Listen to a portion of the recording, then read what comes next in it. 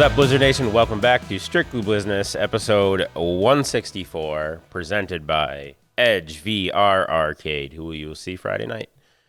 Cousin Subs, who you will see Friday night. That is ironically awesome.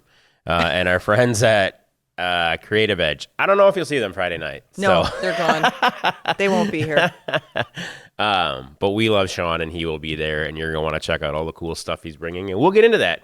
But if you want a sub before Friday night, or fries, my bad. If you want some fries before Friday night. Fries with your sub. With your sub, you can use promo code GBB Fries. Online only, not in Arizona, but we do have something from Arizona. Mm-hmm. Special surprise coming up later. So yeah, we are off to the races here. We are. And as normal, here we go. Oh yeah, talk about the crap on the table. Crap. Stuff. This one's pretty awesome. Well planned. Yep. So maybe Ben can find him. I don't know if he has a social media page. Mike Tesmer from Tesmer Designs, who I met through a friend at church, has designed all these game balls, and this one's really neat for those of us who grew up gaming.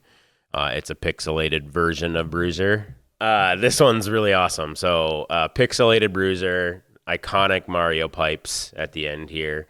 And some awesome video game verbiage at the end here. So really excited. So you can check out, I don't know if Mike Tesmer does stuff without you reaching out to him, but I've been thrilled with the game balls the past 2 seasons. So remember when we first talked about this and I said there's another game that has the pipes? Yeah. Do you remember the water game where you had to connect water? Oh, yeah. That's what I was talking about. And then we were talking about Flappy Bird, too. Yes. Yes. Yeah, That's okay, what I was talking about. Yep. My kids were into the water game.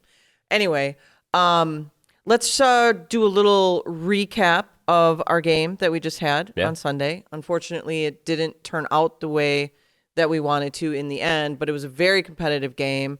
Definitely was exciting to watch, and the outcome still exciting if you were especially an Arizona fan. But came down to literally the last play after the clock ran out, hoping that somebody was going to come down with the ball that was wearing green, but it just did not happen. But we had a lot of exciting stuff happen with that game. Prior to the game, we had a concert for the people that sponsored. Yeah. So we did a private event for Thrivent Financial, Northwinds Adventures, Wood Tech Industries, Q90. I don't believe the family got there in time. And then the Trinklers. And huge shout out to 10th Avenue North and Patrick Gear. We got this one right. And they've all been awesome the past 4 years in Faith and Family Night. But that was really cool. So yeah, and Mike was he did a Adam Sandler impression for us. And he did a Trump impression for us. So he's very talented. I'd say he's an actor musician. He is. He said he actually has a theater background. So yeah, it was really cool to me. The pre-concert was enough. I was like, I'm good. This was fabulous. So thank you, 10th Avenue North. I don't know if they'll tune into this. Yeah, class act, and they had it posted before they had even left Green Bay last night, and they had a thank you out and a photo of them in the elevator with Bruiser. So incredible. Yeah, it was just good people. So and huge crowd. So yep. And when you have artists come out of Nashville, I don't think people realize how humble so many of them are, and these guys were absolutely cream of the crop when it came to humility and the praise that they put into everything that they did was fabulous. So definitely a great representation for Faith and Family Night. Yeah. So great crowd, and thank you to all the church groups that rallied. I mean, it was every bit of 6,123 people, which was cool. Record for Faith and Family Night, not overall Blizzard record, but that was something awesome. Yeah. So, and I am so proud of a pregame cheer team for the first time that we've tried it and really bent the timeline. And we kicked off right on time. But I could not be more proud of Nap, Ben, and Cass. That pregame and halftime had every chance to go wrong with that many moving pieces and trying to set a stage. And they did incredible. And so did Lighthouse and friends from church who in the AV space that came and helped me. So thank you. And shout out to Green Bay Elite because they got those girls on and off with, you know, that they are good at competition and how to organize their what do they call them? Cheer athletes. Stand corrected. Yep. They know the athletes did a great job of organizing themselves. Once they were told this is where you need to be, they were there. And there were people watching, which I was so worried that pregame they wouldn't get the exposure, but they did, and it was fantastic. So thank you, Cherokee, and all of your coaches and all of your athletes for what you did. It was really, really cool. Yeah, and another shout out to Nap and Ben when it comes to the schools or the social media aspect. Like at least 4 times parents, and if you follow on social and Resh Center email blasts, you know what's going on right now, and you know to get there early. So thank you, and huge shout out to the PMI staff, because I had that group coming in through a different door that we normally don't ticket, so we could get them to back in time. And just, we didn't have Matt Wood, and we didn't have Jason from Lighthouse, who is everything from Lighthouse for us. So it was really, really well executed. So yeah, and thanks to you for setting it all up. No, thank you. Because we can't do all of the things you just mentioned without being the one setting it all up. I get to dream. Everybody else gets to deal with what we now have to do to execute. But yeah, it was. I got to enjoy it too. Got pulled a couple different spots, but I'm trying to do better at watching what we create and trusting the team. And like, it literally could have gone wrong so many times yesterday, and it was amazing. But so, it didn't. Yep. Yeah, everybody did their part. Couple of things on the game, and then we're going to introduce our special guest. The game, like I said, didn't turn out as we had anticipated. I have a rant, but I'm not going to have it be a rant for the sake of time. But our fans have got to watch what they're doing from putting their hands on the ball before it's out of bounds, because we got another penalty for that this time, and we're going to talk about it on our next show. And hopefully it's not because we have another fan interference. And hopefully it's not because we didn't run the fan interference video that Edge and Creative Edge started, because we couldn't. Green Bay Elite was in that slot. So, but I don't think it matters. I don't think it helps, because there's 3,000 people not in the building at that point. Yeah, they don't think they're watching it. And this is all party pit. So if we want the party pit to continue to be fun, we almost have to go down there and preach to them prior to the game. You know, you can stand on the wall, but if you want this privilege, you can't touch the ball. That even rhymes. So wall with the ball. So anyway, that's all I really have from a game perspective. Yeah. You want me to go into this Friday before you go into our guest, or which? Yeah, way would let's you like do that. So by the time you watch this, you will have 2 days. There's a chance the game is already sold out at that point, but because we will have pulled through 20 plus schools who are selling incredibly well, and some ridiculous numbers that we've already got back. So one of which broke his own record, Tony Ebling. So we don't know where you're going to sit you. I'm sorry. You may be riding a laser. So kids night, game on, and that's to catch the Minecraft movie, which you do have a rant about. And we want to shout out Baytech, District 82. Sean is providing a lot of that entertainment from Edge VR. Please visit the Edge VR social and the websites and support them even when they're not at our game, because it's, again, another tight window to load in a bunch of your games, say, now lock them up, but you can't load out until the crowd's out of the way, right? Like, so we hold those game operators hostage, and hopefully they get to enjoy the game. But some really cool stuff. So pay attention to this one, and we'll post in the know before you go. So 4 p.m. doors will open, and that is so you get hour 45 to enjoy the arcade. You don't need to run in, but the arcade will hard stop and will close the doors to the Bud Light Lounge at 5:45, so people have a chance to get their seats. If you're part of any of the schools that Nap is causing chaos with Fan Tunnel or High Five, you have less time to enjoy the arcade. But from 4 to 5:45 is when games are open, costume contests. Our Resh Center friends are going to do a power hour of mocktails for kids during that point too. So it's really cool. It'll have an old school arcade vibe. And I'm not going to get them all right on the show, but we have some game developers in the sites on site. UWGB's esports crew. Some really cool people that I've never met that we just rolled the dice on. Come out, interact with kids. It's going to be really neat. And then don't leave, because the laser show, a different Sean, has a video game twist on the laser show in soundtrack and in laser effects.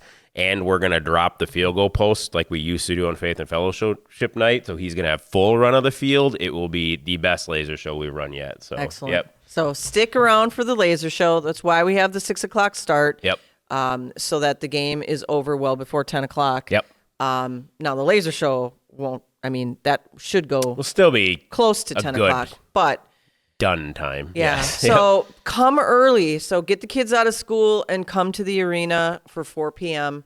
That's 2 hours before the game starts. And again, Ryan just gave the lowdown on how much time Unless you you're have. buying concessions, it is free, Yeah. right? Outside of your ticket, and Kathy and Larry have done an incredible job to help us keep prices that are affordable for families, and especially in our school partnerships. Like, it is a great, it is access to games, a post-game laser show, not even to mention really good football for $15 at a lot of these schools. So Yeah. Yep. Yeah. It'll be a great night. So if you got kids, bring them to the game.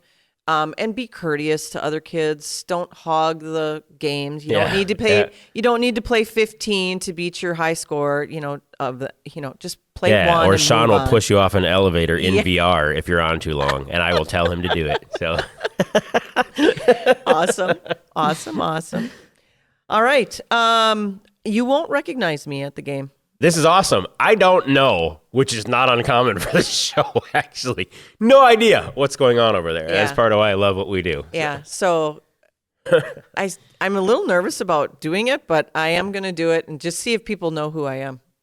Yeah, and we, again, another action-packed halftime, not bending 25 like 10th, but we have Green Bay Rugby and our educator Dash for Cash, and Matt Getch from Green Bay Rugby, who helped us move the field for training camp, huge shout out. Thank you. Is taking less time at halftime because he also values getting in front of all those families with rugby as a sport. So thank you, Matt, for taking that game and doing 7 minutes less than you normally do, so we can get the dash in and entertain. So Yes. yep.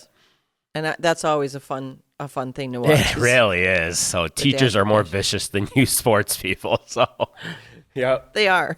Well, the youth sports, they do the stuff on, well, we'll just leave it. Yep. They're crazy. They're crazy. All right. I think that's it for us. Yep. I'm not going to talk about Minecraft because I'm hoping to go see the movie and then actually I'll see it. Yes. Well, I went to see it and Yeah. I walked out, which I never do, and I'll explain that next episode. Okay. But I don't think we've had people from out of town. We've had players. We've had lots of people from our world and fans. But this is special for you Arizona people watching. So he doesn't need an introduction. I think we're just going to cut to it. You bet. Well, I don't think our special guest needs any introduction. But this is Kevin Guy. Kevin, thanks for joining us today. I was so excited to hear you say that you would sit in on our episode. We have so many Arizona fans out there, and I just wanted to get your take on the game and what you thought.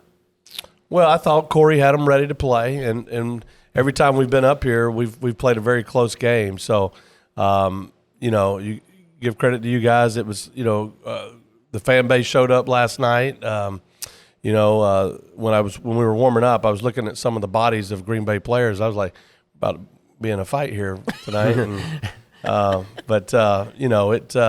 just came down to the last play. I think we've had 3 games up here that's came down to the last couple of plays of the game. So we knew we had our work cut out for us. So I was working with Ryan for a new group that came in prior to the game, and after I introduced you to them, shout out to Network Health, I said, that's Kevin Guy. There's a rivalry between Arizona and Green Bay, but I'm going to tell you these are 2 of the best coaches when it comes down to clock management at the end of the game, and that's really what it ended up being. When you got possession back after we couldn't make that first down, you knew exactly what you were doing with that clock. So can you kind of explain to the fans a little bit that watched the game? The clock stopped. So many people think that last minute the clock doesn't stop. And so they were waiting for the clock to keep going, and it kept stopping. Can you just kind of give examples of why the clock stopped? Well, we go by college rules. So a lot of our refs that we get to ref our games are from college. It's easier to use those guys. So in the last minute of the game, or it's different than the first half. The last minute of the game, the clock's going to stop, and you can get a lot more possessions that way. And personally, I like to save my timeouts to the last drive. I don't care what happens during the game. You won't see me burn a timeout. I'd rather take a 5-yard penalty than burn my timeouts. I want to save them for the end of the game so I can use them for what I call situational football. So, it was a tight game, and we had to get a stop, and we were able to use all 3 of our timeouts after Green Bay ran the ball, and, we got the ball back. And now it was, hey, we have a code word, what we call groundhog, where you can get a first down, but you can't go out of bounds. You can't score a touchdown. And that's what we did the first half, where we drove down and scored right before halftime. But the second half, we needed to get out of bounds to stop the clock or get the first down where the clock would stop, and then we would get up and spike it. And Ronnie Brown, our running back, caught a pass coming across and ran the ball and didn't get out of bounds, so we had to get up and spiked it, and we lost a play there. But it's just clock management.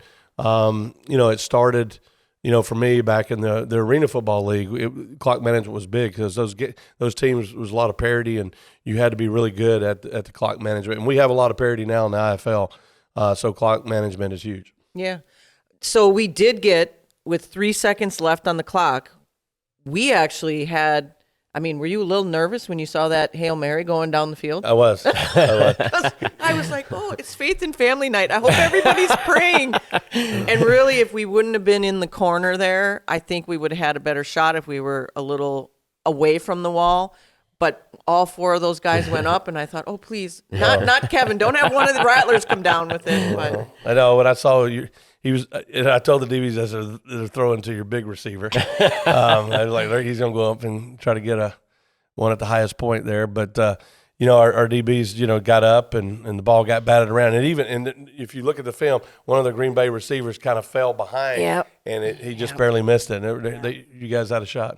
That would have been a great ending to the game. One of the things that we previewed yesterday, which is meant to solve something that you've been fighting for a while. You guys may have noticed, if you were watching the game, a little pink tab that was down on the field. The reason for that is the game before, so last week's game, not this one that just happened, we had one of our refs get hit pretty hard on one of the plays. And I just want you to kind of talk about, because we don't do football on this show. Mm-hmm. So you're our football guy for today. I want you to talk about why you've been fighting for it. Obviously, we saw the aftermath of it when our ump got hit, and he got hit pretty hard. Jim Schaefer, shout out to you. Davis and Williams going forward motion. Snap to Myler, 4-man rush again. Myler over the middle, pass caught, TJ Davis. He came up with, there has to be a better way to do this. And it's a cramped field already. We got walls, you got players, big guys, you got refs that are trying to stay in the game, stay focused, and we don't want them to get hurt.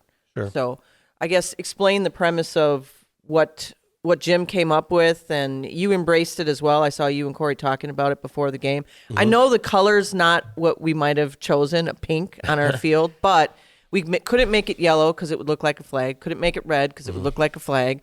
So there's, and you don't want to make it white because you don't want it to look like a hashtag, or hash mark. But I guess give us your insight on why it's important and what it's doing.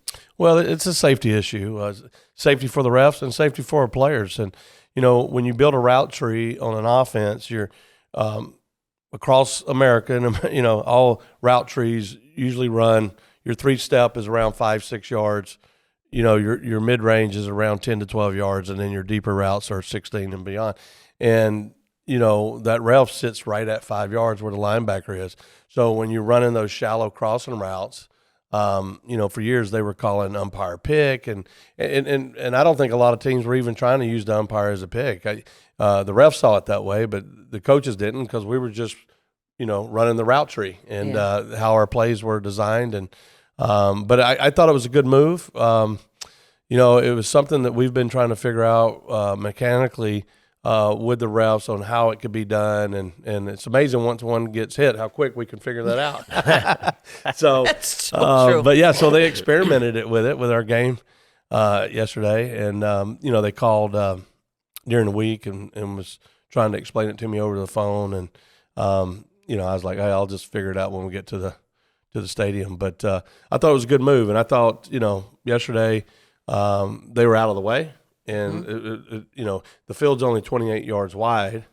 You do have the walls, and you got to be such a precise route runner in this game. In the big field, you can get away with some bad route running because you got so much space. But in our game, you have to be a very precise route runner, and those umpires have always been in the way. And so, and I always felt like it helped the defensive side of the ball.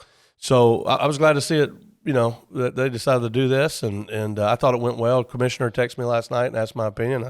Told him I loved it, and hopefully we implement it moving forward. Right, that's the idea. We were experimenting here in Green Bay, and then we'll implement it throughout the IFL for every arena, which I think, the linebacker knew exactly where they needed to be. There wasn't anybody in the way. The ref could back off just a little bit and get out of the way. So I agree. I think it was a really good thing because there's no player out there that wants to hit the ump, and they're not anticipating that a guy that's not suited up is going to be standing somewhere in their path. Right. I mean, that's really what it came down to. So, yeah. All right. What else do we got for Kevin?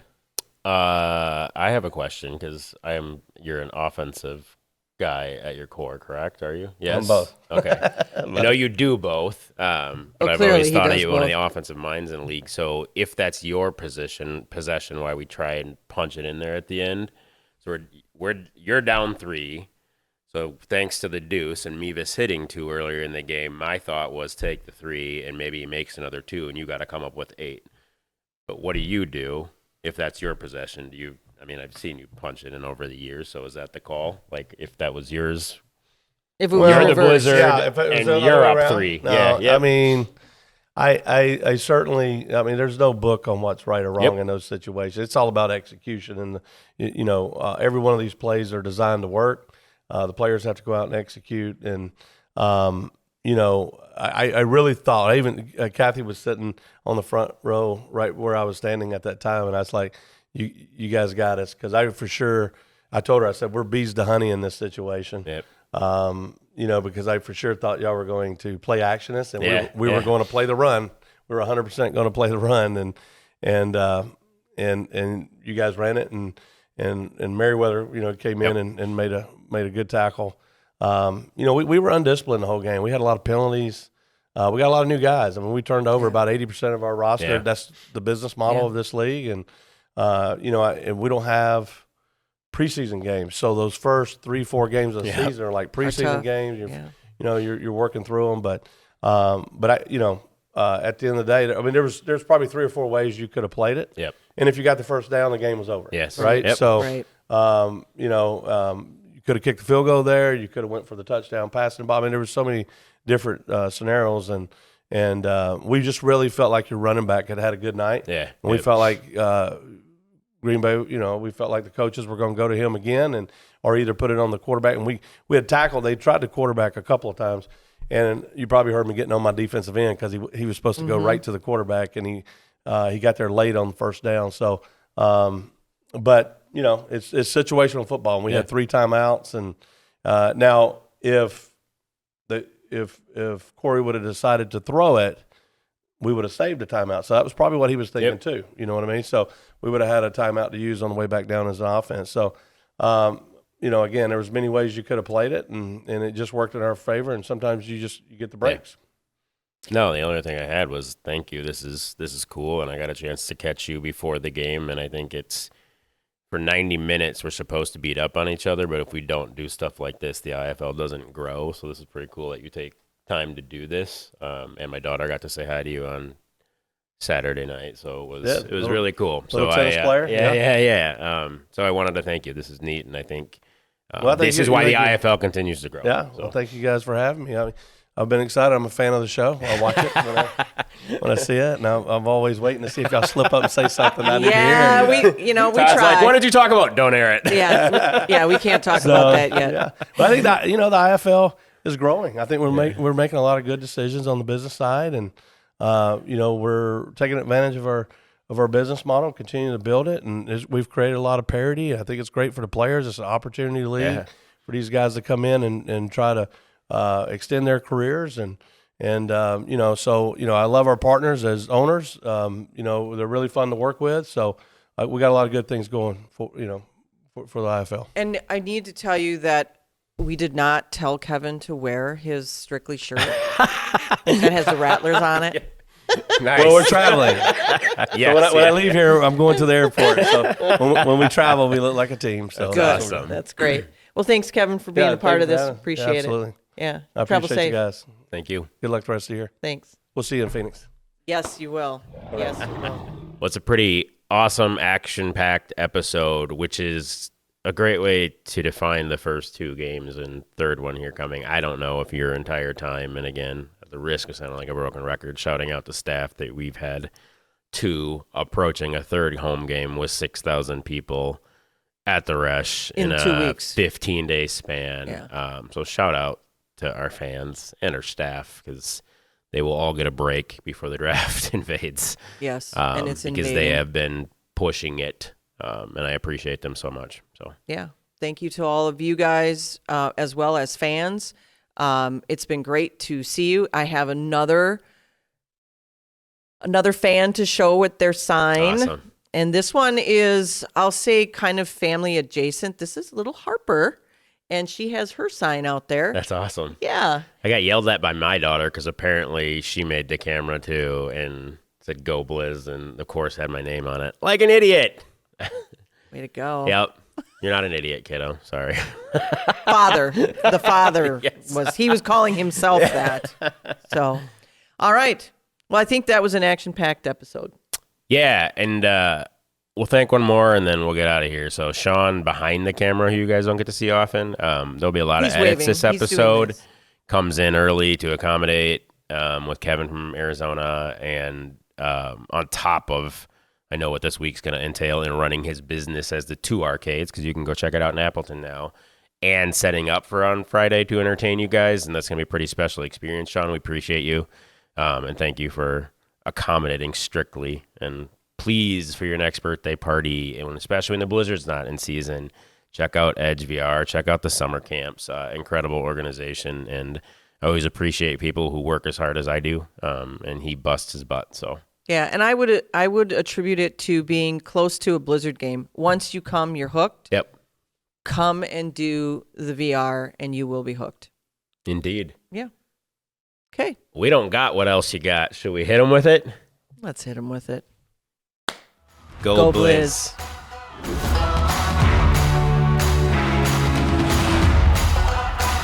Don't forget to like, follow, subscribe, share. and ring that notification bell to get all of our content in your inbox.